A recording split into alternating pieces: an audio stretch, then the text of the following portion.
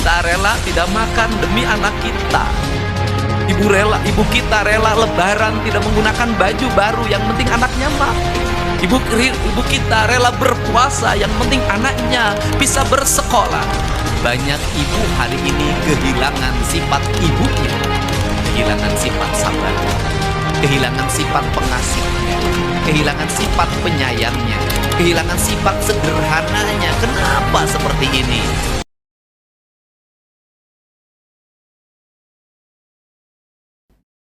Assalamualaikum warahmatullahi wabarakatuh. Sampurasun.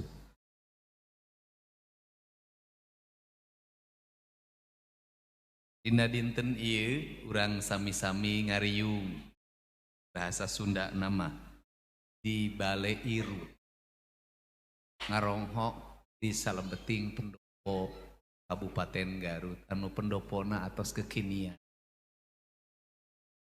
Pak Bupati, Wakil Bupati, dihormat dan di Pak Kapolres, jajaran Forum Pimpinan Daerah, Ketua PGRI, Kepala Dinas Pendidikan, Ketua DPRD Kabupaten Garut, Ketua MUI Kabupaten Garut, dan Nusami Linggih, hilap Bapak Maula Akbar Mulyadi Putra, sering teuing ka Garut, semejehna digerebek ku Hansip ya. Kalau kita bicara ibu, maka kita bicara sebuah peristiwa dan sebuah sifat.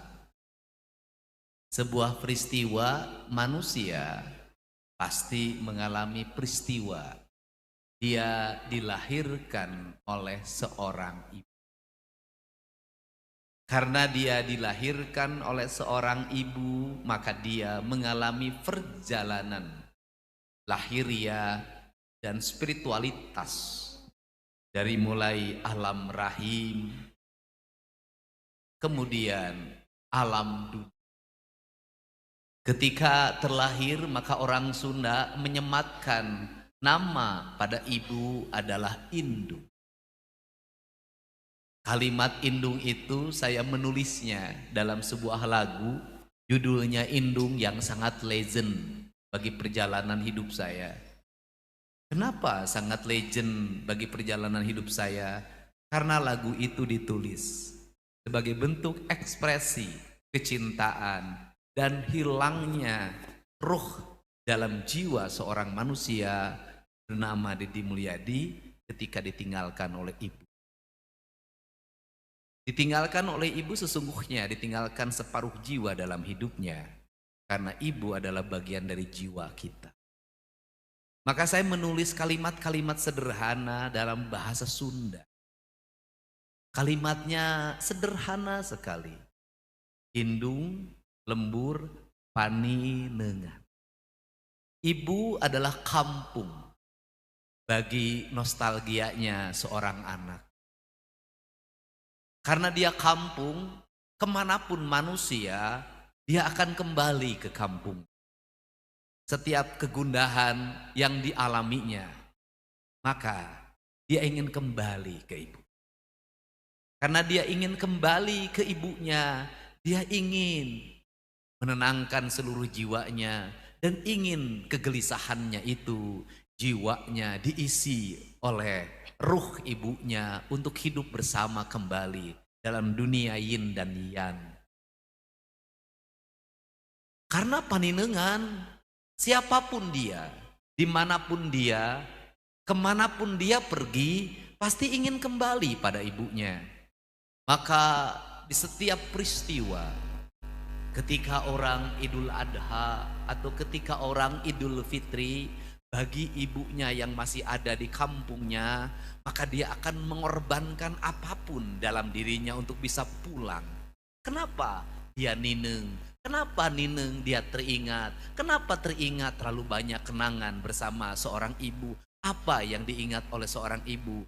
Lambaian tangannya tidak akan bisa diganti oleh lambaian tangan siapa. Dekapannya tidak akan bisa diganti oleh dekapan siapapun.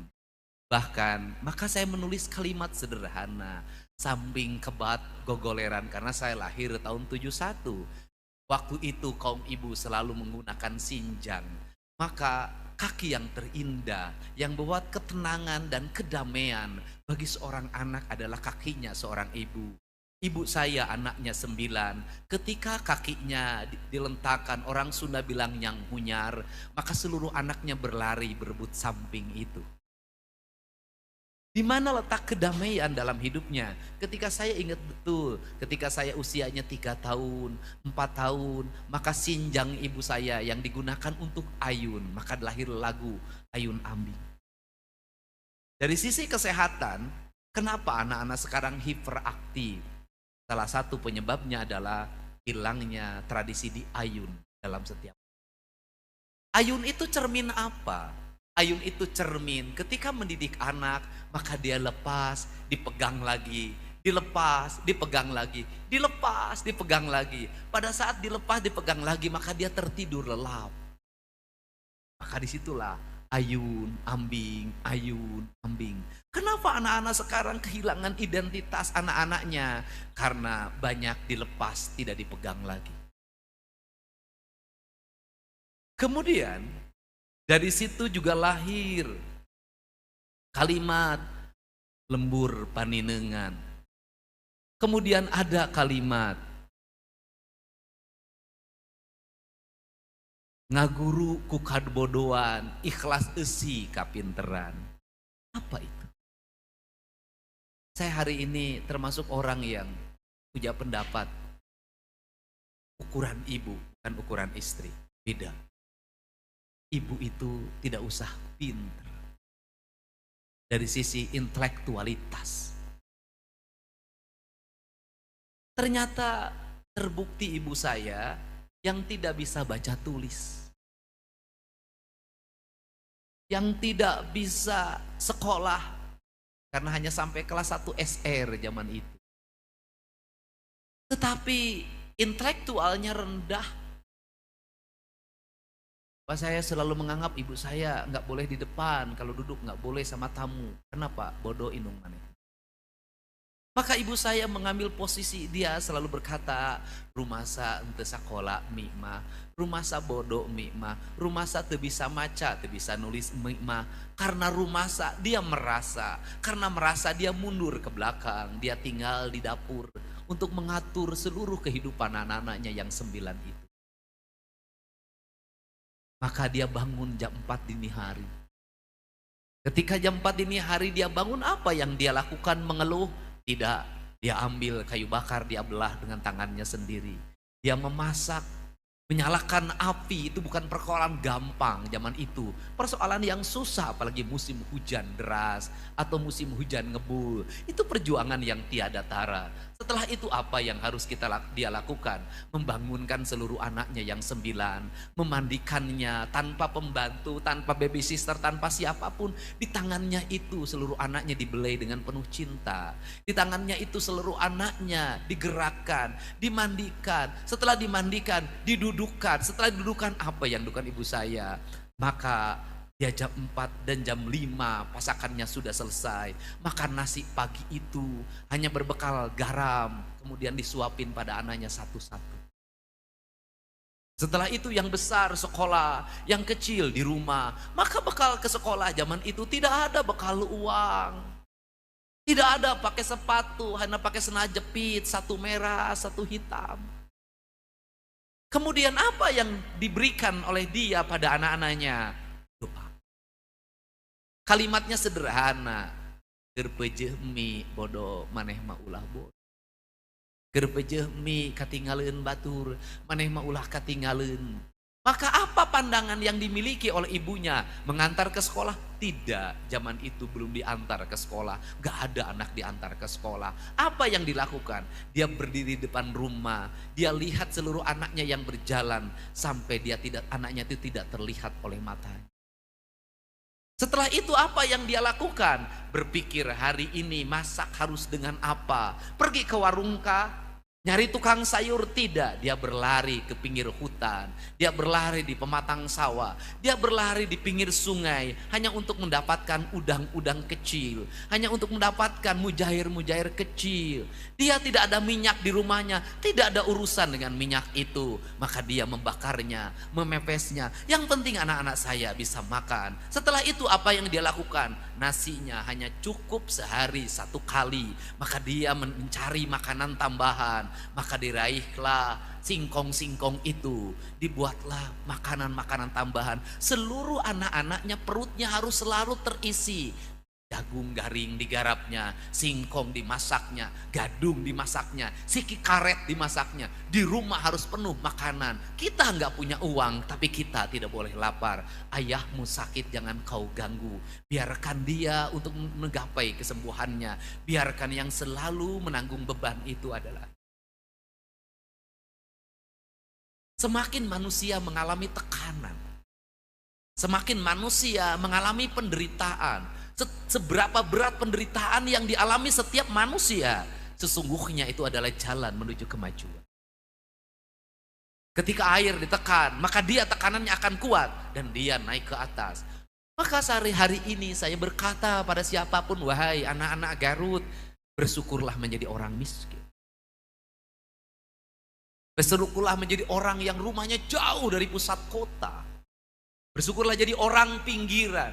Bersyukurlah jadi orang yang liek, eueuh, ragap, teu aya. Kenapa? Karena Anda punya jalan untuk menuju kemajuan. Kepedihan Anda adalah doa ke langit-langit arasy-Nya Allah. Dan disitulah doa yang sesungguhnya. Sehingga saya selalu melihat orang-orang yang sampai puncak keberhasilan selalu orang-orang yang menderita dalam dasar kehidupan yang sangat berat. Untuk itu, anak-anakku hari ini, jangan terlalu bahagia kalau Anda hidupnya terlalu senang. Kenapa? Anda tak sempat mendapatkan. Janganlah terlalu bahagia bagi Anda yang setiap hari naik motor ke sekolah, naik mobil. Kenapa? Anda tak sempat berlari. Karena Anda tak sempat berlari, suatu saat Anda akan berlari. Suatu saat Anda harus lari mengejar orang lain. Orang tuamu nggak ada, ayahmu nggak ada, ibumu nggak ada, hanya kamu. Maka pendidikan yang terbaik adalah mendidik kemandirian. Kemudian ngaguru ku kabodohan, ikhlas eusi kapinteran. Kenapa? Apa yang membuat kepandaian manusia? Keikhlasan. Di mana letak keikhlasannya? Berulang-ulang saya selalu cerita yang buta huruf, anak-anaknya sekolah, jadi sarjana, yang paling bungsu berdiri hari ini, tak ada 1 jengkal tanah pun yang terjual, tak ada 1 batang pohon pun yang dijual. Itu apa yang membuatnya? Keikhlasan. Sehingga manajemen negara, manajemen pengelolaan APBD harus manajemen indung. Maka pemimpin harus memiliki sifat ibu. Kalau pemimpin tidak punya sifat ibu, Anda tidak akan bisa memakmurkan rakyatnya. Alasannya, anggarannya tidak ada. Tidak ada kalimat anggaran, tidak ada bagi seorang pemimpin yang punya sifat ibu. Kenapa? Saeutik mahi banyesa. Karena saeutik mahi lo banyesa, maka membaca anggaran itu sama dengan ibu mengelola pabeasan. Sama dengan ibu mengelola gaji suaminya yang minus 200.000. Maka seluruh daya upayanya akan digerakkan. Mana yang wajib, mana yang sunnah, mana yang makruh, mana yang haram. Maka buku anggaran dibaca dengan penuh cinta. Dialirkan tenaga, ini harus tercapai, ini harus tercapai, ini tak harus tercapai, ini harus tercapai, ini tunda dulu, malu kita, ini tunda dulu. Apa yang dimaksud? Ibu kita rela tidak makan demi anak kita. Ibu kita rela lebaran tidak menggunakan baju baru, yang penting anaknya make. Ibu kita rela berpuasa, yang penting anaknya bisa bersekolah. Maka para pemimpin harus rela berpuasa, yang penting anaknya sekolah, yang penting anaknya di rumah sakit dibayar. Dari situlah berpuasa apa yang dilakukan? Berpuasa dari pemborosan anggaran, berpuasa membagi anggarannya, utamakan publik, berpuasalah. Dari situlah saya selalu punya keyakinan. Apa ya keyakinan saya sampai hari ini? Ibu saya. Apa yang membuat saya selalu tegar dari dulu sampai sekarang adalah ibu saya. Seberapa besar hantaman badai yang saya hadapi, seberapa tinggi terpaan angin yang saya nikmati, saya selalu ada ibu saya yang datang menemui saya. Dan saya selalu rumus hidup saya cuma satu. Kalau saya menemui kesulitan hidup yang tidak bisa diputuskan, tidak bisa ditemukan solusinya, maka jalan terakhir bagi saya adalah jam 12 malam saya menangis di makam ibu saya. Maka saya menemukan banyak ibu hari ini. Mohon maaf, banyak ibu hari ini yang kehilangan sifat.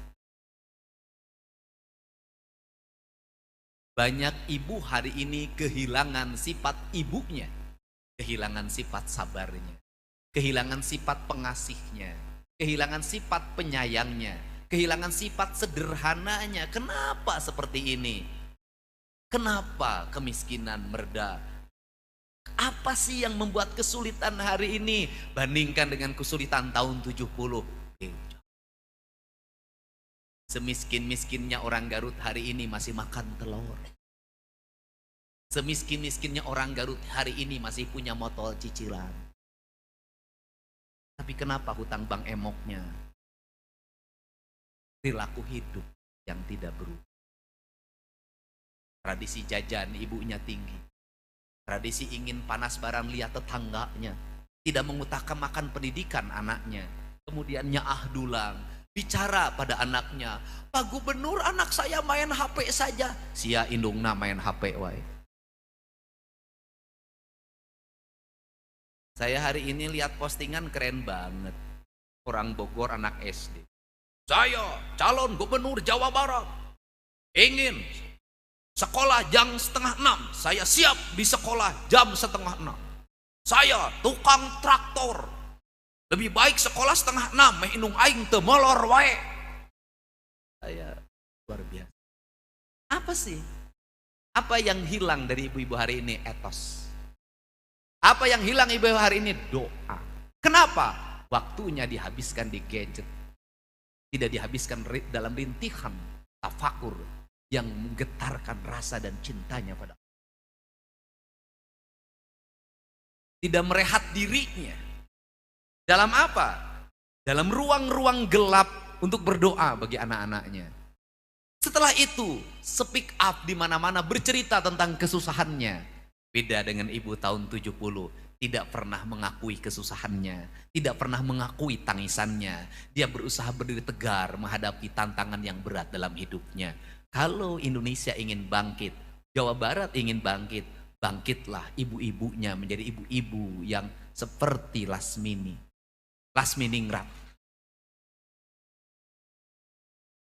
Saya banyak kasus. Saya ini tiap hari ratusan orang datang. Suatu saat ada orang datang untuk bercerita tentang anaknya yang tidak bisa nebus ijazah. Berapa? 6,5 juta. Karena dia sakit, saya titipin 1,5 juta. Kemudian saya transfer ke rekening sekolahnya. Kepala sekolahnya nelpon pada saya, Pak, sebenarnya hutangnya cuma 4,5 juta. Terus yang 2 juta ini dipesan sama ibunya, kasihin sama dia. Sudah minta masih berbohong. Ibu kita. Saya mengurut dada. Kenapa? Kenapa orang miskin ini masih berusaha diminta bantuan dan dalam bantuan itu dia masih berbohong? Untuk itu saya ngajak pada semua, kalau ditanya, kenapa Kang Deddy kelihatan sehat terus? Kelihatan saya tuh gila, Bu. Jam 5 itu saya udah keluar. Sehari kemarin saya menyelesaikan 8 agenda dan menyelesaikan 8 masalah. Dan sebenarnya berat. Pagi dimarinir, Setelah dari Marinir, kenapa saya ke Marinir? Saya ingin beresin seluruh aliran sungai di Jawa Barat dan daerah laut di Jawa Barat agar bersih.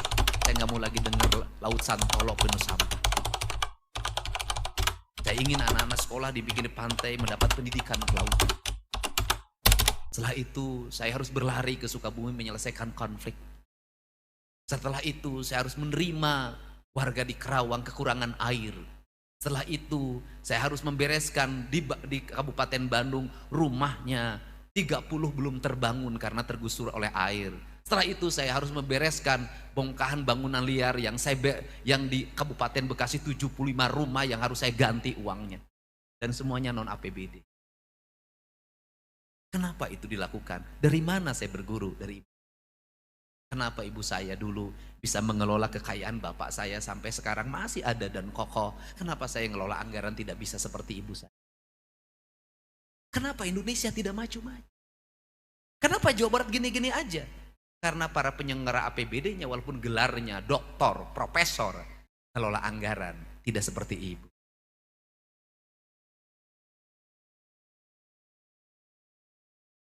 Gelarnya sekolahnya tinggi-tinggi tapi ngelola anggaran tidak seperti ibu, akhirnya minus terus. Belanjanya tidak tepat. Makanya hari ini apa yang dilakukan oleh saya hari ini? Merubah cara belanja agar belanjanya belanja ibu saya. Saeutik mahi lobanya apa targetnya? Targetnya saya adalah 3 tahun ke depan tidak boleh ada anak Jawa Barat yang tidak sekolah. Tidak boleh di Jawa Barat ada rumah rakyat miskin yang roboh, tidak boleh ada jalan yang bolong, tidak boleh ada saluran air tersumbat, tidak boleh ada rakyat yang tidak ada aliran listriknya. Saya ingin Jawa Barat cita-cita saya zero kriminalitas. Hari ini ada seorang ibu, sudah ada sekarang, nanti mau ketemu saya siang ini. Punya anak 3, anaknya masih bayi, bahagia karena suaminya dibebaskan dari penjara. Siapa? Istrinya Pak Usep. Siapa Pak Usep? Orang Garut. Kenapa dia? Dia harus naik motor menuju tempat kerjanya. Karena nggak punya motor, Pak Usep beli motor melalui media sosial, Facebook. Harganya 3 juta, dijanjikan motor itu bersurat. Punya BPKB-nya. Ternyata setelah dibayar 3 juta suratnya tidak datang, BPKB-nya tidak ada. Dan Pak Usep digaji 50.000 perak per hari di Cicalengka. Kemudian pencuri motor mahasiswa Unpad orang Bogor di Sumedang ditangkap di Kecamatan Tanjung Sari. Kemudian ditangkap. Setelah ditangkap, ternyata motornya ada di Pak Usep. Dan Pak Usep ditahan. Meninggalkan istri, 3 orang anak, tidak ngerti apa-apa. Kemudian Pak Usep juga membelinya pertama itu pun untuk ngojek. Kalau saya menjadi pemimpin yang statis, biarin aja. Saya bukan tipe itu. Ada speak up di media sosial. Saya cepat respon. Siapa yang speak up? Kakaknya, orang Ciamis. Saya cari 7 jam perjalanan bertemu dengan saya. Saya bawa bertemu di Plaza Hotel Kota Bukit Indah. Karena waktu itu saya perjalanan ke Jakarta. Kemudian apa yang harus dilakukan oleh pemimpin? Yang dilakukan oleh pemimpin pertama adalah menyelamatkan anaknya agar minum susu. Menyelamatkan istrinya agar bisa tetap makan. Kenapa? Kalau dibiarkan dia bisa berbuat pidana lagi. Maka saya selesaikan. 3 bulan saya jamin kamu kehidupan. Yang kedua apa lagi? Berkomunikasi. Saya WA ke Pak Kapolres. Enggak, itu di Sumedang. Akhirnya saya ke Sumedang bertelepon dengan Kasat Reskrimnya.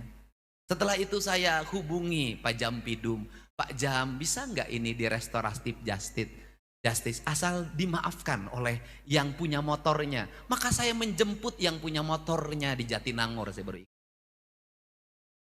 Kemudian yang punya motornya di Jatinangor saya tanya, kamu sudah bertemu dengan Pak Usep? Sudah Pak, gimana perasaannya? Kasihan kayaknya dia bukan pelaku kejahatan, dia baru pertama membeli Pak. Terus apa yang ingin kamu lakukan? Saya ingin memaafkannya. Setelah memaafkan, maka saya pun beri hadiah dia motor baru. Setelah itu kemarin pada rapat dengan Jampidum Kejaksaan Tinggi Jawa Barat dengan Polres Sumedang, Kejaksaan Negeri Sumedang, diputuskan Pak Usep yang warga Garut itu dibebaskan. Cukup dibebaskan? Tidak. Saya memutuskan Pak Usep saya uji dulu 3 bulan menjadi tenaga penyapu jalan provinsi. Kalau dia baik, kemudian konsisten menyapunya, maka saya akan angkat menjadi tenaga penyapu provinsi Jawa Barat dan gajinya lebih baik.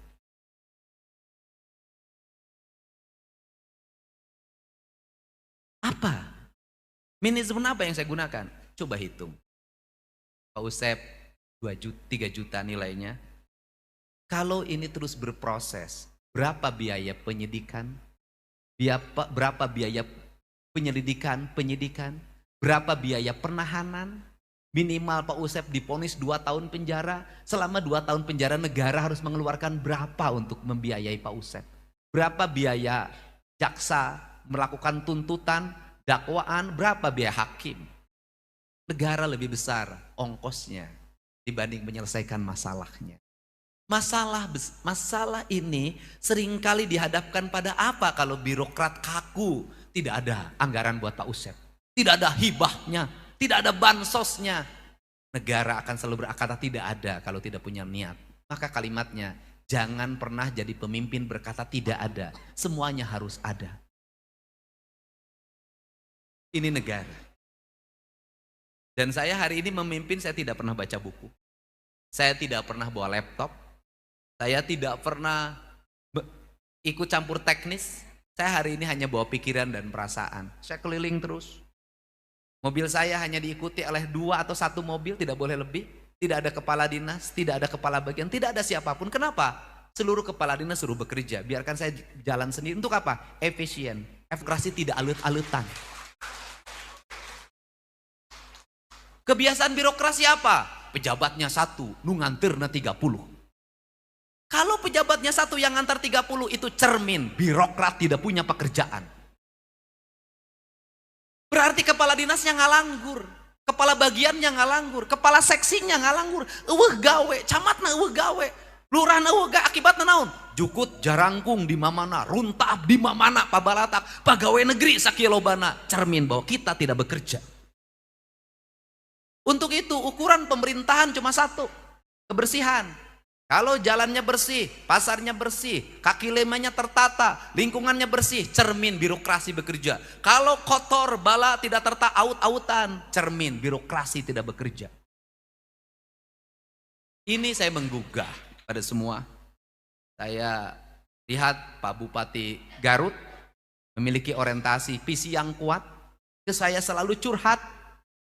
Kenapa? Postingan jalan butut itu rata-rata 3 kabupaten.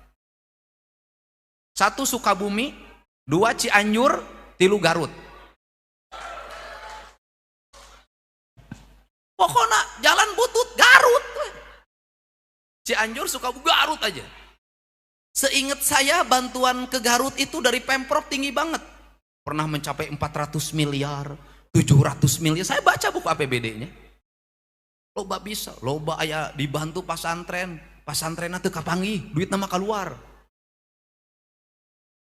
Saya tahu Pak seluruh data itu, saya pelajari itu dengan baik. Tapi kenapa tidak berwujud? Kenapa? Karena para penyusun anggarannya, penulis anggarannya, dia tidak mewakili rakyatnya, dia mewakili hawa nafsu dan kepentingannya. Untuk itu saya ke Pak Bupati APBD-nya berapa? Berapa Bupati? 4,9 triliun. Kalau 4,9 triliun Pak Bupati ya harus bisa membelanjakan anggaran jalan 500 miliar. Harus bisa. Kalau nggak bisa begitu berarti yang disembunyikannya banyak banget. Sudahlah, jangan bohong pada Dede Mulyadi. Kenapa? Karena Kenapa? Kabupaten lain itu sudah begitu. Subang sudah bisa dari anggaran 3,2 itu sudah bisa 400. Purwakarta itu anggarannya hanya 2,7, anggaran infrastruktur jalannya sekarang sudah hampir 300 miliar. Makanya saya ngajak pada bupati, udah nanti bulan Juli Sekda, kepala Bapedanya ketemu saya. Saya nanti masukkan di YouTube, saya akan periksa anggaran perangkat daerahnya per lembar. Ini abad transparansi. Ya jangan, ini abad transparan. Kenapa? Gubernur punya kewenangan mengevaluasi anggaran kabupaten kota. Saya dievaluasi oleh provinsi. Provinsi Jawa Barat hari ini sudah memperlihatkan kinerjanya. Anggaran jalan dari 300 itu menjadi 2,2 triliun. Anggaran rumah rakyat miskin kalau tidak salah dari sekitar 20 miliaran itu berubah hampir menjadi 100. Anggaran listrik untuk rakyat dari 20-an berubah menjadi 350. Anggaran PJU dari sekitar 20-an menjadi 600. Semuanya anggaran gubernurnya diturunkan hampir 3/4-nya. Kenapa? Kita ingin ngejar target, Pak. Dan yakinlah Pak Bupati, Bu Wakil Bupati berbakti pada rakyat 100%, hitungan, lebaran, rejeki tidak akan pernah berhenti. Tidak ada orang miskin karena berbagi. Orang miskin itu karena punya istri lagi. Jadi ini pesan. Jadi nanti saya buka itu dan saya targetkan di Kabupaten Garut APBD kabupatennya bisa menganggarkan jalan 400 miliar. Sekarang berapa Pak Bupati? 200, naik 2 kali lipat. Kalau bisa sampai 600, nanti saya baca satu. Untuk apa? Sampai kemajuan. Kenapa? Garut harus mengalami pertumbuhan dan perkembangan. Kenapa? Karena Garut punya segalanya. Apa yang tidak dimiliki oleh Garut? Gunung punya, laut yang indah punya, domba boga, jeruk boga, dodol boga, jaket kulit boga, mantan kabowo oge di Garut. Gitulah. Jadi ya sudah punya, karena ini tinggal di branding, rebranding. Bagaimana cara membrandingnya? Ya sudah, jalan sing aralus, imah rakyatna diurus, masyarakatna marulus hirupna. Sudah selesai. Dan kemudian kembalikan hutannya pada habitatnya, kembalikan lingkungan pada habitatnya. Kenapa? Kunaon ieu teh? Kunaon? Unggal musibah di Garut wahai. Longsor di Nukatinggang, longsor maut di lamun aya nu ribut-ribut asup medsos di Gar, urusan awewe jeung lalaki nu sok rame di Ga, ajaran aneh aya di lamun kitu geus Pak Bupatina urang ajakan tapakur. Urang ajakan ieu kurang maca alamna meh Garut gemah ripah repeh rapi tentrem ayem kertara harja. Sakit. Terakhir saya itu nanti untuk Teh Putri yang untuk seluruh petugas yang anak-anak itu nanti Bank BJB ngasih tabungan per orang 2,5 juta. Tapi tabungannya tidak bisa diambil, close, agar bertambah. Karena lamun tabungannya langsung dicokot, indungna langsung nyokot. 2,5 juta neng, isukan urang nganjuk motor. Sudahlah, ini cara. Jadi kalau gubernurnya saklek hari ini, karena saya lagi merubah rakyat Jawa Barat. Puntennya, urang Sunda teh kudu dibenerkeun sikapna. 1, panas baran. 2, babarian. Anu katilu urang Sunda naon? Kajeun teuing tekor asal sohor. Anak teu gableg gawe, hayang kawin, indungna nginyembang emok. Nah terakhir ya ini kan Bu Putri katanya minantu aing. Apakah Orang kehilangan ibu juga akan kehilangan masa depannya, kehilangan tidak juga. Saya sudah bisa menjadi seorang ibu yang galak bagi Maula Akbar. Saya jadi seorang ibu yang galak bagi. Kenapa saya galak? Karena Maula laki-laki. Kenapa sama laki-laki galak? Karena suatu saat tantangan hidup, badai hidup lebih pedih dibanding sikap bapaknya. Makanya saya galak. Kenapa? Musuh kamu nanti lebih galak dari saya. Lawan kamu nanti lebih gerak dari saya. Penderitaan kamu nanti lebih berat daripada sikap yang saya berikan. Di balik sikap saya yang lembut, saya ini orang yang punya sikap yang keras. Aula itu sampai SMA tamat tidak bisa naik motor, ke sekolah naik sepeda. Aula itu sampai SMA tamat tidak ada uang jajan, yang ada uang tabungan. Sudah jadi tabungan, duitnya diinjem deui ku bapakna pakai pilkada. Dan saya bolehlah bercerita, Aula itu anak yang sangat patuh. Satu, tidak mau menatap wajah ayahnya. Yang kedua, sampai detik ini tidak pernah minta uang pada. Tidak pernah saya mendengar ada kalimat ya nyuhunkeun artos, tidak pernah. Dia kalau ada kebutuhan kuliah sudah sangat terdesak, dia tidak mampu menyelesaikannya, maka dia bercerita pada uaknya. Gaduh artos yang kuliah, nanti uaknya bercerita nelpon ke saya, eta bupati budakna. Itu alhamdulillah.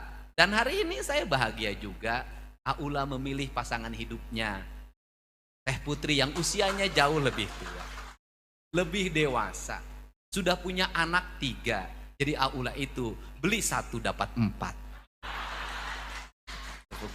Dan saya sayang sama ketiga anak ini, saya itu penyayang anak. Saya sayang terhadap ketiga-tiganya dengan satu pesan, ulah nyebut akinya. Om we om. Saya sayang, jadi sama sayangnya saya ke Nia. Saya sayang ke Arjuna, saya sayang ke siapa yang kedua? Bilal, saya sayang ke Acen. Ketiga, dan kalau lihat Aula pada seusia Arjuna, Aula tuh persis kurusnya kayak Arjuna. Kurus kecil begini, matanya bulat, hidungnya mancung, kemudian ya bisa yang berjasa itu adalah Dokter Hussein. Membuat Aula menjadi nafsu makannya tinggi. Jadi AA itu ternyata AA mah bisa punya anak ideologis yang sudah mukanya sama anak yang paling besar. Jadi itu dan akhirnya AA besar seperti ini dan alhamdulillah sebentar lagi akan punya istri. Tekudu capek neangan beas, bisa neangan duit sorangan sebab wakil bupati.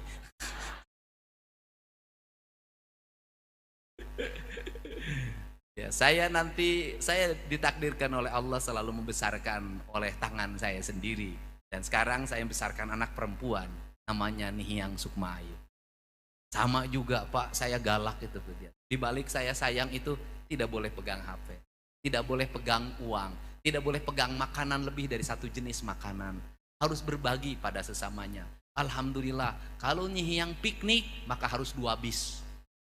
Kenapa saudara temennya sekampung harus ikut semua? Itu, dan saya keras pada Nihiang, di balik saya lembut, saya keras, ada batasan-batasan, ada sikap yang tidak boleh. Dan saya ini lebih baik anak menangis berguling-guling dibanding saya harus mengikuti keinginan. Kebiasaan orang Sunda adalah ketika anaknya menangis, orang Sunda selalu bingung dan ingin ngobatir nangisnya, padahal menurut saya tidak. Ketika anak nangis jangan suka dilihat, tinggalkan keke cager sorangan. Itu rumus. Jadi saya ucapkan terima kasih Pak Bupati, Ibu Wakil Bupati. Mudah-mudahan ya daripada lama-lama nunggu tanggal 16 Pak, udahlah gerbek gue ti ayeuna Pak. Saya ucapkan terima kasih, selamat, mudah-mudahan kita mencintai ibu kita. Jadikanlah ibu kita menjadi hamparan hidup kita. Dan setelah mencintai ibu maka kita harus mencintai tanah dan air kita. Karena tanah dan air kita disebutnya Ibu Pertiwi dan dalam bahasa Sunda disebutnya Sunan Ampel. Maka rawat dan jagalah dia, perlakukanlah alam ini sebagaimana kita memperlakukan ibu. Sehingga Sampai hari ini karena saya selalu merawat alam, barusan itu saya ditelepon, Pak ini harus nguruk ke bawah, kan lagi mengeruk danau, ini yang urukan di bawah harus ditebang pohonnya satu Pak, itu harus izin dulu Pak. Ya boleh, tapi siapkan 10 penggantinya. Saya dari dulu sampai sekarang di Pemda Purwokerto penuh dengan pohon, itu saya tanam dulu ketika wakil bupati. Jadi perbanyaklah menanam pohon, insya Allah itu akan memperbanyak menanam. Hatur nuhun, wallahu muwaffiq ila aqwamit thoriq. Assalamualaikum warahmatullahi wabarakatuh. Sampurasun dan Pak Bupati itu ada 4 meninggal karena bencana, nanti kita siapkan 20 juta per keluarga. Terima kasih. Hadirin yang kami hormati, untuk selanjutnya peresmian launching kurikulum Nyaah Kaindung oleh Gubernur Jawa Barat yang akan ditandai dengan menancapkan gugunungan didampingi oleh Bupati Garut, Wakil Bupati Garut, unsur Forkopimda dan Sekda Kabupaten Garut.